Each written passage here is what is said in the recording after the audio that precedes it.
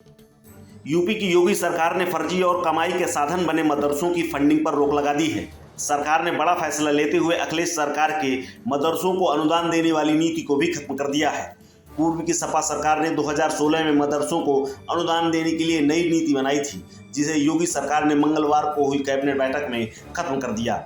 योगी सरकार ने अल्पसंख्यक कल्याण बोर्ड के प्रस्ताव को पास कर दिया, क्योंकि अखिलेश की नीति के आधार पर मदरसा प्रबंधक अनुदान प्राप्त करने के लिए कोर्ट की शरण में चले जाते थे, जहां से कई बार सरकार से जवाब मांगा जाता था। दरअसल 2003 में मान्यता प्राप्त मदरसों को अनुदान देने के लिए तत्कालीन सपा सरकार में नीति बनाई गई थी। नीति के तहत 100 मदरसों को अखिलेश सरकार में अनुदान दिया गया था, जबकि कई मदरसे इसमें छूट गए थे।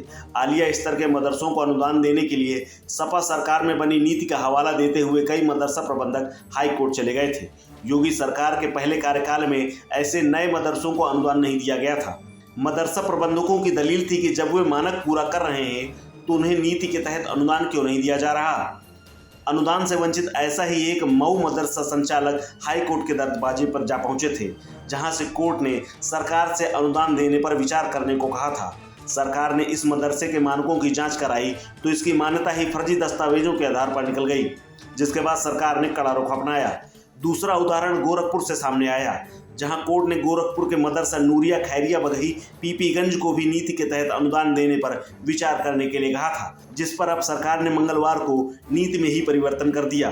अल्पसंख्यक बोर्ड ने प्रस्ताव कैबिनेट के सामने रखा, जिस पर सरकार ने मुहर लगाते हुए मऊ के मदरसे से सीख लेते हुए मदरसों के मानकों की फिर से जांच कराने का निर्णय लिया। बता दें कि बीते दिनों योगी सरकार ने राष्ट्रवाद के मुद्दे पर सभी मदरसों में राष्ट्रगान अनिवार्य कर दिया था, जिसका बाकायदा अल्पसंख्यक बोर्ड ने नोटिफिकेशन भी जारी कर दिया था। इस खबर में फिलहाल इतना ही। अपडेट्स के लिए बने रहिए वन इंडिया हिंदी के साथ।